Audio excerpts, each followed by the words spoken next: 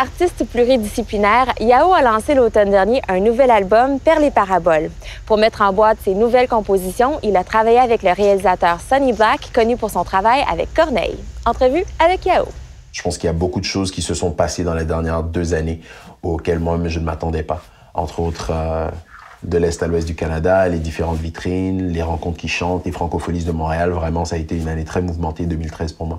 Et ça confirme que tu as un public et qu'on t'aime bien. Oui, je suis très content, effectivement. Je pense que c'est l'une des choses dont je serais dire je suis le plus fier. On dit que la nuit me porterait conseil, mais mon insomnie me garde en éveil. Si la nuit porte conseil, alors je suis vraiment mal barré. Comment j'accède à sa sagesse si mon barème de sommeil a des tendances d'ascendance inverse? Ah, quel mal de tête.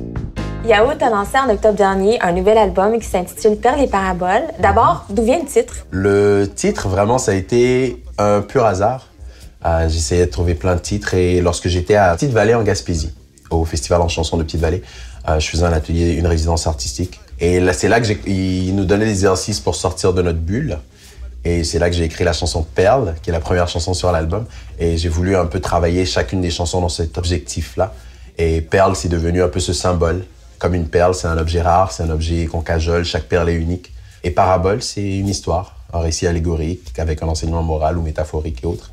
Et j'ai combiné un peu ces deux-là. Je voulais que chaque chanson ait sa propre histoire et raconte sa propre histoire. Et le ton scelle tout, prouve tout, le bavard dit tout sans même qu'on l'interroge. Mon cerveau est comme une bible, toutes ces morales comme une chorale chante dans ma pensée. Est-ce qu'on peut dire que tu explores un nouveau son sur cet album-là? Oui, beaucoup. Généris, qui est sorti en 2011, était très hip-hop. Là, vraiment, je voulais faire un album qui était représentatif de l'étape de ma vie où j'étais rendu. J'ai mûri, oui. J'ai eu des expériences dans la vie aussi. Je suis plus aussi impliqué que ça dans la scène hip-hop. Et je me suis retrouvé aussi à mon essence artistique qui se voulait les écrits, qui se voulait le slam. Je trouve le verbe aimer dur à conjuguer parce que son passé n'est jamais simple. Son présent n'est qu'imparfait, même ou plus que parfait. Par contre, un futur au conditionnel serait parfait. Mon cerveau est comme une... Yao, en tant qu'artiste, l'une de tes forces, ce sont les textes. Ouais. Sur cet album-ci, comment tes textes ont évolué depuis le premier album? Sur cet album-ci, je me suis dit, il y a énormément de thèmes qu'en tant qu'artiste, on se dit, on va pas aborder. J'ai voulu justement sortir de ces barrières-là en me disant, je vais parler de thèmes, bien entendu, qui sont propres et personnels. Et je me permets justement des approches, comme par exemple sur une chanson comme Tout va bien, où je parle de la vulnérabilité justement d'un homme, de se permettre en tant qu'homme de pleurer, ou Perles justement qui parle aussi des larmes, avec des thèmes justement qui pourraient être très littéraires, comme certaines personnes pourraient l'approcher, mais mis justement dans un contexte musical pour permettre d'attirer les amateurs non seulement de musique, mais aussi les amateurs d'écriture et de littérature. Vraiment, c'est ça que je voulais faire, ce mariage-là. Yao, d'ici la prochaine année, tu vas beaucoup voyager à l'international. Qu'est-ce qui t'a donné envie de faire le saut outre-Atlantique?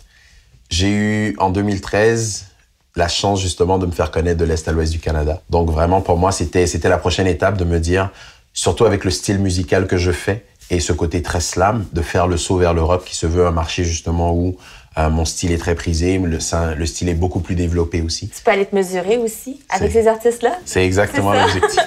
Oui. On les taresse pareil, qu'importe les essais somnifères, les conseils, les remèdes naturels, ce que j'ai fait la veille. Abonner aux discothèques, visiter des bibliothèques, grâce à Internet, découvrir des vidéothèques, phonothèques, photothèques, cinémathèques. Imaginez quelle langue je parlerai après. Yao, à quoi peut-on s'attendre quand on va voir un spectacle de Yao? Beaucoup d'énergie et un voyage. Pour moi, mes spectacles, je les approche un peu comme une comédie musicale. J'ai tendance à dire en 45 minutes de spectacle, bon, faut faire 1h30.